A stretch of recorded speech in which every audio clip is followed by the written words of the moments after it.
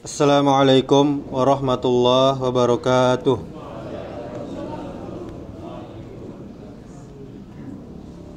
Alhamdulillahi rabbil alamin, wal aqibatu lil muttaqin, wala udwana illa 'alal zalimin. Asyhadu an la ilaha illallah wahdahu la syarikalah, wa asyhadu anna Muhammadan abduhu wa rasuluh. Allahumma salli wa sallim wa barik ala Muhammadin wa ala alihi wa ashabihi ajma'in. Bapak Ibu kaum muslimin, kaum muslimat, jamaah zuhur yang dirahmati Allah Subhanahu wa taala, kita bersyukur kepada Allah, kita memuji Allah Subhanahu wa taala karena kita masih diberikan kesehatan, diberikan nikmat iman, diberikan nikmat Islam, dan dengan nikmat itu kita menyembah Allah, mengerjakan ibadah kepada Allah Subhanahu wa taala. Kemudian salawat serta salam kita berdoa kepada Allah, semoga selalu tercurahkan untuk Nabi kita Muhammad sallallahu alaihi wasallam, dan juga keluarganya, dan juga para sahabatnya, dan juga kepada orang-orang yang mengikuti sunnah-sunnahnya sampai hari kiamat kelak. Bapak Ibu kaum muslimin, kaum muslimat, jamaah zuhur yang dirahmati Allah Subhanahu wa taala, mari kita belajar memperbaiki diri dan mengkritik diri sendiri. Karena memperbaiki dan mengkritik orang lain itu tidaklah perlu belajar. Kita gunakan cermin untuk melihat kekurangan diri kita sendiri, jerawat yang sangat kecil di wajah kita harus sangat diperhatikan. Jangan kita gunakan teropong untuk melihat kesalahan kecil orang lain. Kita perhatikan perkataan Abu Hurairah. Apa katanya? Salah seorang dari kalian bisa melihat kotoran kecil di mata saudaranya, tetapi dia lupa akan kayu yang besar yang ada di depan matanya. Ini dalam kitab Adabul Mufrad nomor 592 dan hadisnya sahih. Bapak Ibu saudaraku yang dirahmati Allah, jika semua orang salah di mata kita, berarti ada yang perlu diperbaiki pada hati kita. Karena sifat ini membuat kita tidak akan punya teman dan tidak akan merasakan nikmatnya persahabatan. Al-Fudail bin Iyad pernah berkata, barang siapa mencari teman yang tidak punya aib, tidak punya kekurangan, tidak punya kesalahan, sungguh dia akan hidup sendirian tanpa punya teman. Di dalam kitab Sya'bul Iman nomor 7887. Bapak Ibu saudaraku yang dirahmati Allah Subhanahu wa taala, seseorang tidak boleh sudah merasa baik. Karena kalau sudah merasa baik, maka akan sulit untuk diperbaiki dan memperbaiki. Inilah hakikat dari tawadhu. Selalu merasa diri belum baik dan merasa orang lain lebih baik dari dirinya sendiri.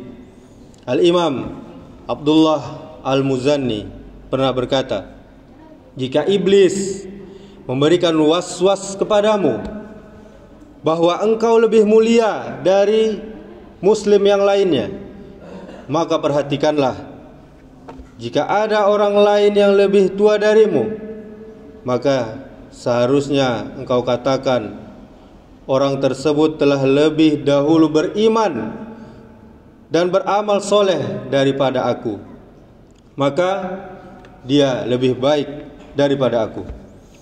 Jika ada orang yang lainnya yang lebih muda darimu, maka seharusnya engkau katakan, aku telah lebih dulu bermaksiat dan berlumuran dosa, serta lebih pantas mendapatkan siksa dibanding dirinya yang lebih muda dariku, maka sebenarnya dia lebih baik dariku.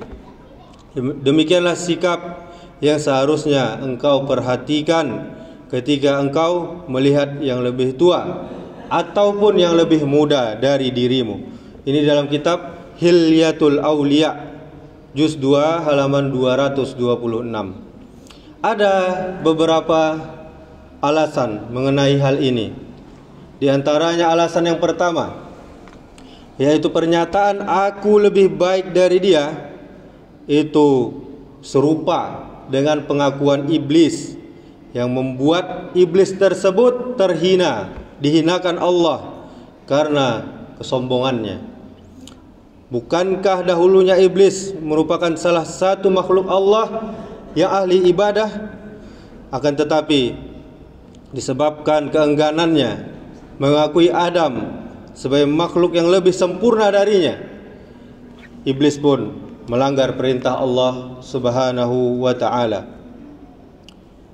Allah berfirman di dalam surah Al-A'raf ayat 12, qala ma mana'aka alla tasjuda iz amartuk qala ana khairum min khalaqtani min nari wa khalaqtahu min tin. Apakah yang menghalangimu untuk bersujud di waktu aku menyuruhmu, wahai iblis? Iblis menjawab, aku lebih baik daripada dia. Dia di sini adalah Adam alaihissalam. Engkau ciptakan aku dari api, sedangkan Adam engkau ciptakan dari tanah. Jelas kaum muslimin, saudaraku yang dirahmati Allah Subhanahu wa ta'ala, bahwa merasa lebih baik dari yang lain itu merupakan salah satu sifat iblis yang sangat tidak pantas untuk kita tiru. Kemudian alasan yang kedua, kita tidak tahu derajat kita, mulia atau tidak kita di hadapan Allah Subhanahu wa ta'ala. Bisa saja kita merasa diri kita baik menurut perhitungan kita sendiri, namun ketahuilah bisa jadi di hadapan Allah perhitungan kita tersebut tidak berlaku sama sekali. Sesungguhnya Allah tidak melihat kepada rupa dan harta kalian, akan tetapi Dia melihat hati-hati kalian dan amal-amal kalian. Hadis riwayat Muslim. Siapa yang mengetahui isi hati dan nilai perbuatan selain dari Allah Subhanahu wa ta'ala? Maka saudaraku, berhati-hatilah kita. Berhati-hati kita dari terjebak perasaan lebih baik, lebih soleh, lebih takwa, lebih dermawan, lebih rajin sedekah, karena kita tak benar-benar tahu derajat kita di hadapan Allah, kita mulia apa tidak di hadapan Allah. Kemudian alasan yang ketiga, merasa lebih baik adalah benih ujub, akar dari kesombongan.